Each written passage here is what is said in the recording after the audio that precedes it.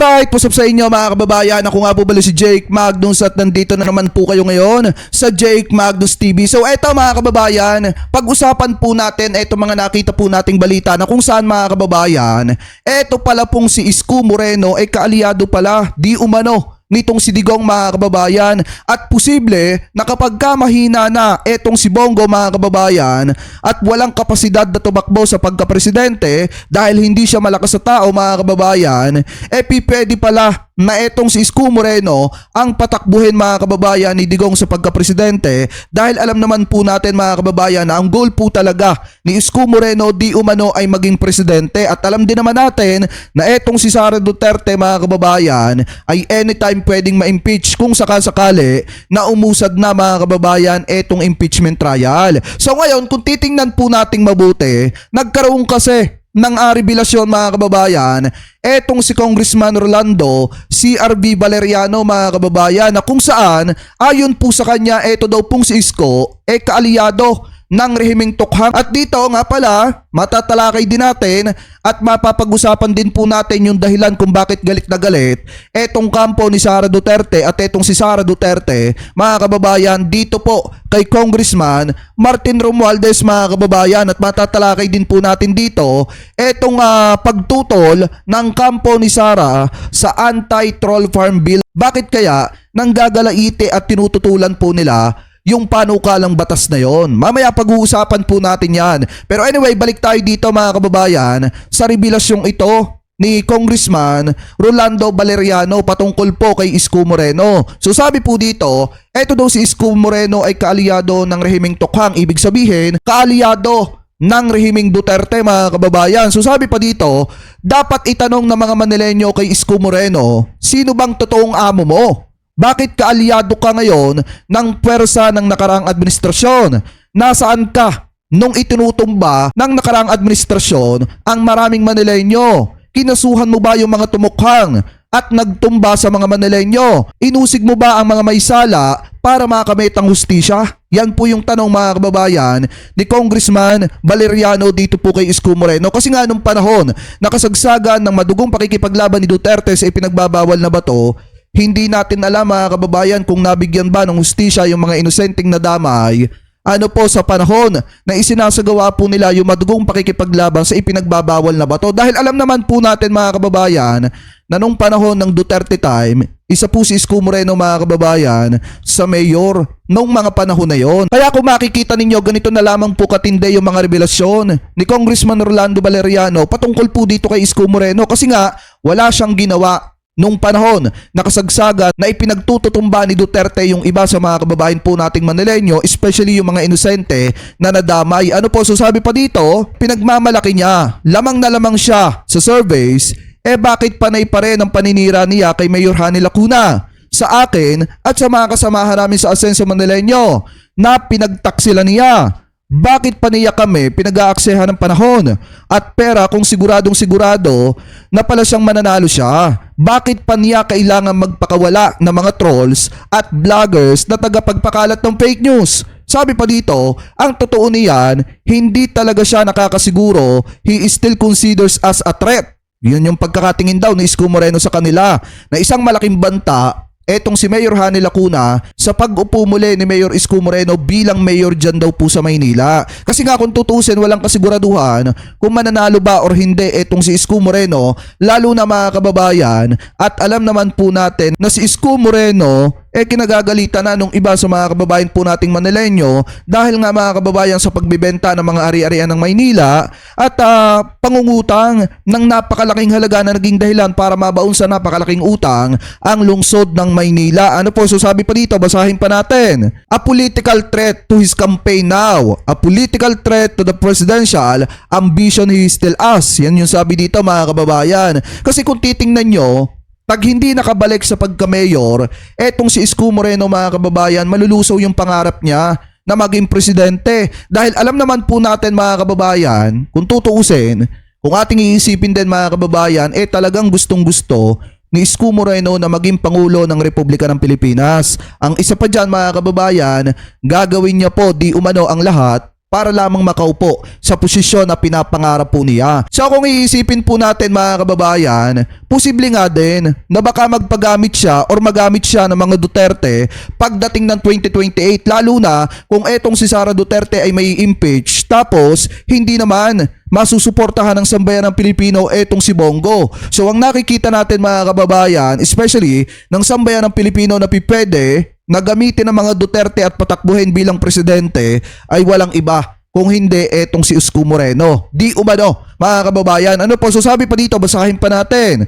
Ganito po yan. Alam ni Isko na kapag ka natalo siya sa Maynila sa 2025, lalong malulusaw ang ambisyon niyang magpresidente sa 2028. Kaya ganyan na lamang kadesperado si Isko na makabalik sa City Hall ng Maynila, sa kapital ng Pilipinas, kaya lahat ng klase ng pang-uuto at panggagago sa butante ay gagawin po niya. Sabi pa dito, he has no real love for the people of Manila. His loyalty lies solely with himself and his ruthless ambition to become mayor only as a stepping stone to the presidency mga kababayan. So kaya pinapangarap ni Isko na makabalik ngayon 2025 as a mayor ng Maynila mga kababayan kasi nga pangarap niyang magpresidente. At ang nakikita niyang dahilan kung bakit dapat siyang mag-mayor kasi yun yung isang daan ulit para makatakbo siya ng presidency sa darating na 2028 presidential election. Mga kababayan, ano po, so sabi pa dito,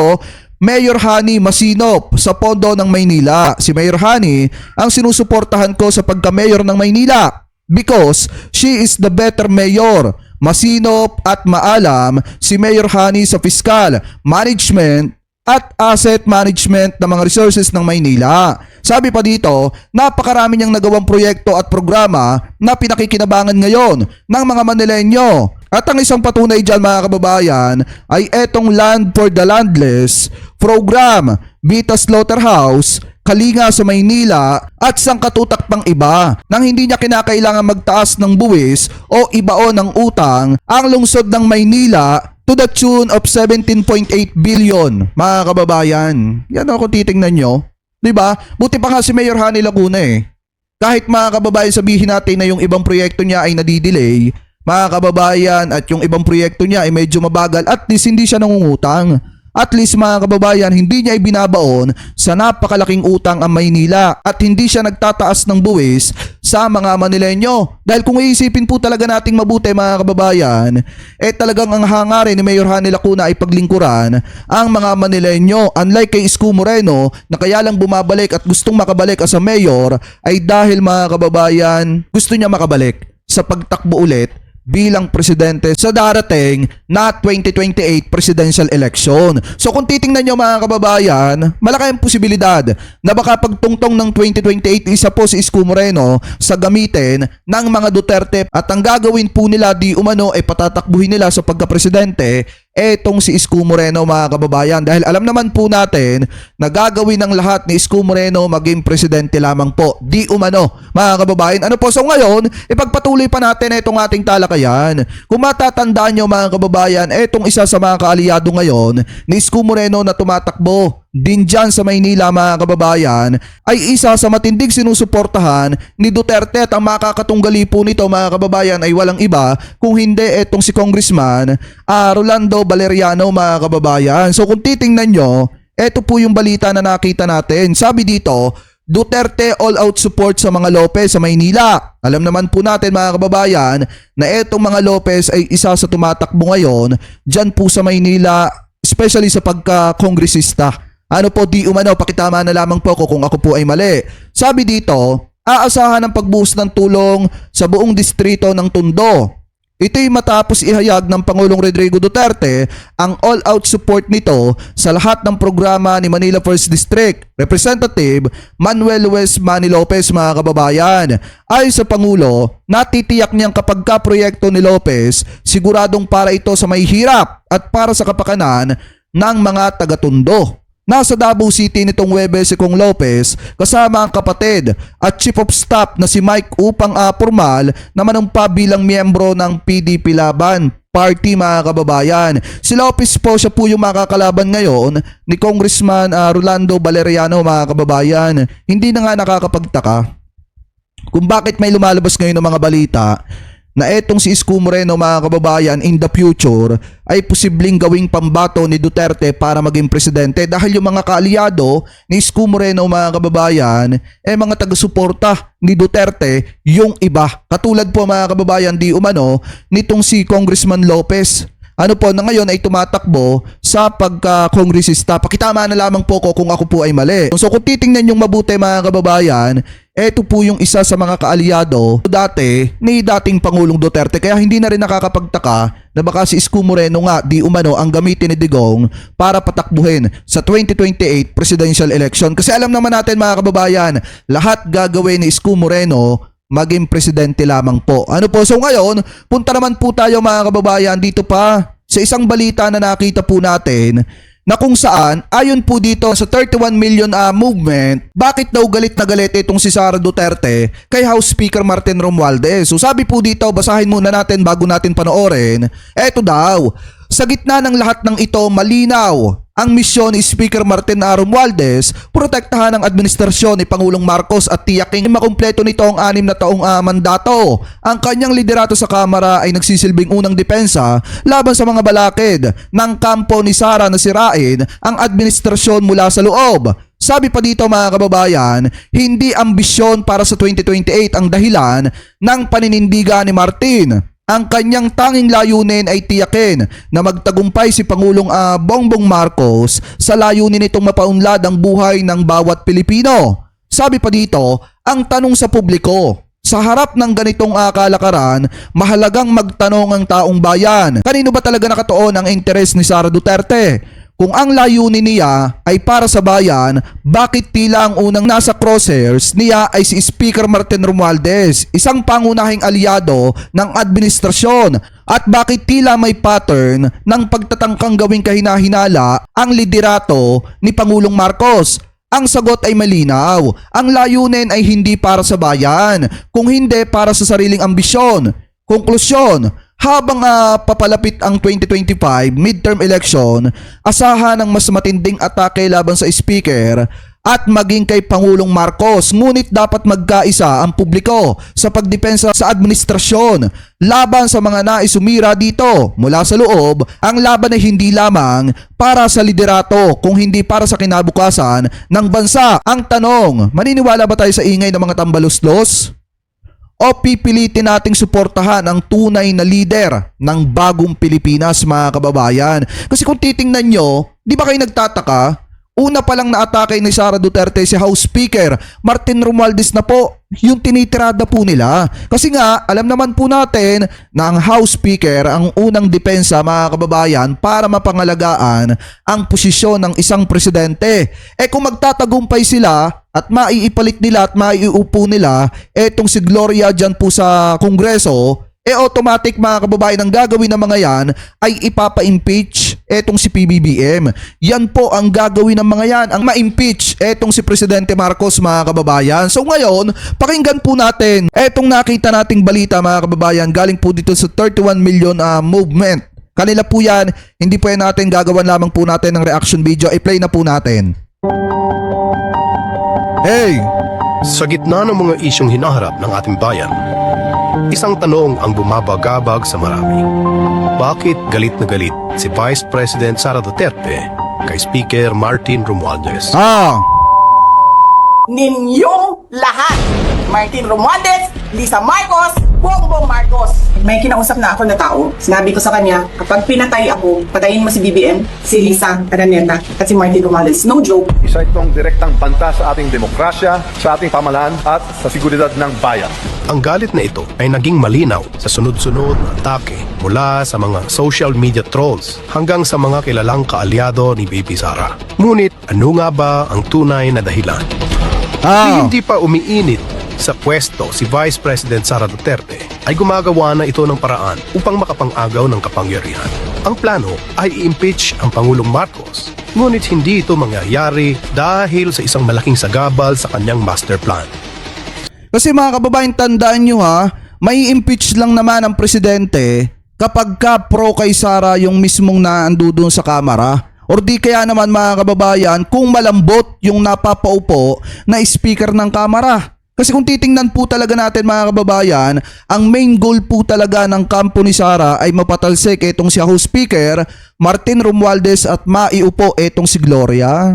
Iyan po yung goal nila mga kababayan. And then kapag ka napaupo na itong si Gloria, doon nila sisimulan mga kababayan na ipa-impeach di umano itong si PBBM.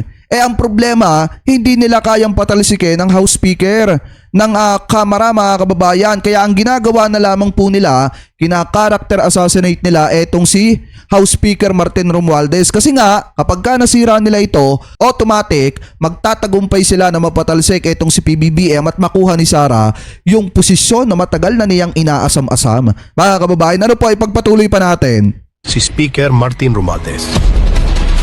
Kaya naman, sa tulong ng kanyang pangunahing adviser na si dating Pangulong Gloria Arroyo na siyang utak sa pagpapatalsik kay dating Diba? Pangulong Estrada, kumilos ito upang patalsikin si Speaker Romualdez. Kapag babagsak si Speaker, madali nang ma-impeach si Pangulong Marcos gamit ang kanilang mga gawa-gawang kwento upang siraan ang kanyang pagkatao at ang kanyang gobyerno.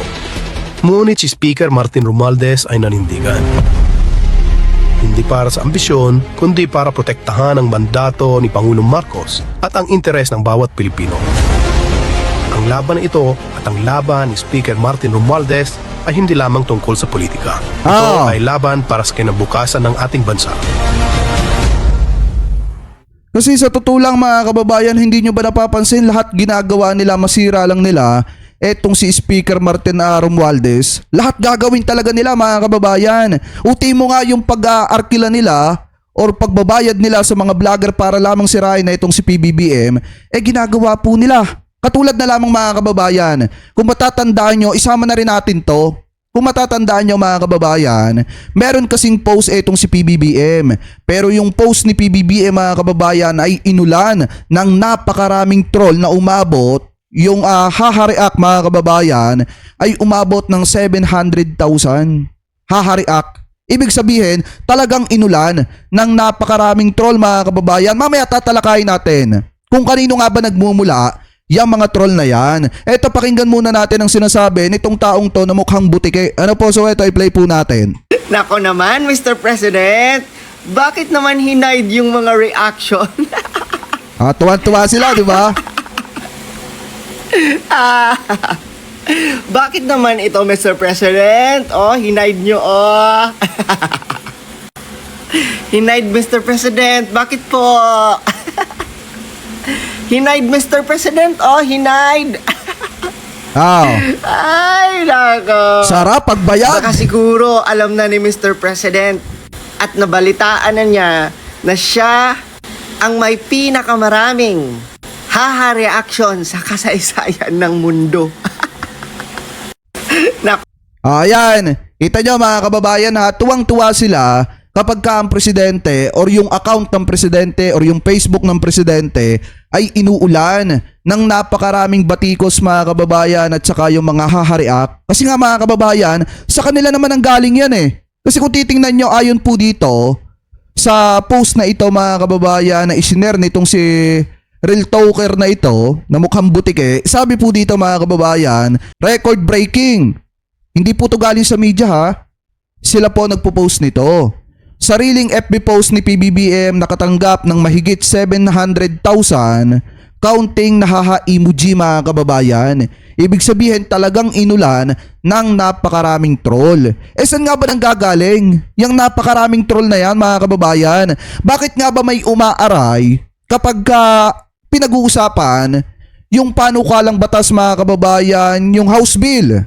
Ano pa ito yan Yung House Bill mga kababayan na 11178 na kung saan mga kababayan ay filed by Representative Margarita Nograles Almario and Representative Chino Miguel Almario.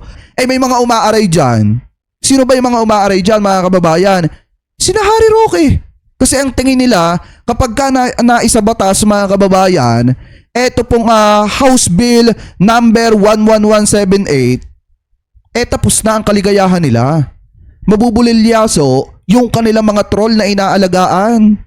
Yung mga nagpapakalat ng troll dyan at umaatake sa mga politiko. Kasi kung titingnan nyo eto basahin natin yung sinasabi dito. Sabi dito mga kababayan, eto daw. content restriction is unconstitutional. Pinuna ni dating presidential spoke at ngayon ay fugitive na si Harry Roque ang House Bill number 11178 na kilala rin bilang Anti-Troll Farm at Election Disinformation Act. Inihayag ni Roque noong Martes, Disyembre 10 na siya rin ay naging target ng malicious and below the belt bashing mula sa mga troll farm na nauugnay sa iba't ibang politika. Sabi pa dito, any content-based restriction in my legal opinion is heavily presumed to be unconstitutional sa ad ni Roque, mga kababayan. Sabi pa dito, mga kababayan, ni Harry Roque, in a democracy, no individual or institution can monopolize the truth, idea, or concept. I am a firm believer in the free marketplace of ideas, including the posts we read online. Dagdag pa ni Roque, mga kababayan. Ngayon, bakit nga ba sila umaaray? Bakit sila umaaray, mga kababayan, dito sa House Bill 11178 na ipinail ni Congressman Nograles at saka nitong si Congressman Almario? Kasi, mga kababayan, sila yung may troll. Sila yung nag-aalaga ng napakaraming troll. Kaya tinatamaan sila kapag ka pinag-uusapan eto pong House Bill na ito. Kasi nga, mga kababayan, alam naman po natin kapag ka naisabatas yan, tapos ang maliligayang araw ng kampo ni Digong. Kasi sila yung pinagmumulan at nagpapakalat ng napakaraming troll. Idagdag nyo pa yung mga ginagawa ng Chinese na pagpapabango ng pangalan ni Sara Duterte at pagsira kay PBBM. Kasi pag pinag-usapan yan, lahat mahalungkat yan eh. Pag naisabatas ito, mga kababayan, kaya nga dapat maisabatas itong House Bill na ito para na sa ganon, maalaman natin kung sino ba ang may troll at wala. Kaya kung papansinin nyo, mga kababayan, tuwan-tuwa yung mga vlogger kapag inaatake ng napakaraming troll, yung account ni PBBM, especially yung Facebook ni PBBM. Kasi nga, sa kanila galing yan. Sa kanila galing, mga kababayan, yung napakaraming troll na halos araw-araw na lamang ay bumabatikos sa ating presidente. So kayo, mga kababayan, kung kayo po ay tatanungin, sang-ayon ba kayo na dapat ay maisabatas na etong House Bill number 11178 na kung saan, mga kababayan, ang batas pong ito ay naglalayon na papanagutin yung mga nagpapakalat, mga kababayan, ng maling impormasyon at yung mga tao na nag-aalaga ng napakaraming troll. So comment below na lamang po, mga kababayan, kung ano pong opinion nyo. Hingil po dyan sa mga topic na yan na tinalakay po natin. At comment below na din po kung ano po masasabi nyo. Hingil din po, mga kababayan, dito sa unang tinalakay natin about po kay Isko Moreno na pagdating ng 2028, posible po siyang gamitin di umano ni Duterte para patakbuhin bilang presidente. Wag lamang mawala sa kapangyarihan itong mga Duterte, mga kababayan. At comment below na din po, mga kababayan, kung ano pong opinion po ninyo. Hingil po dito ano po sa matinding galit ni Sara Duterte kay House Speaker Martin Romualdez, kasi nga hindi nila kayang patalsikin si PBBM hanggat nakapwesto sa Kamara etong si House Speaker. So comment below na lamang po kung ano pong opinion nyo.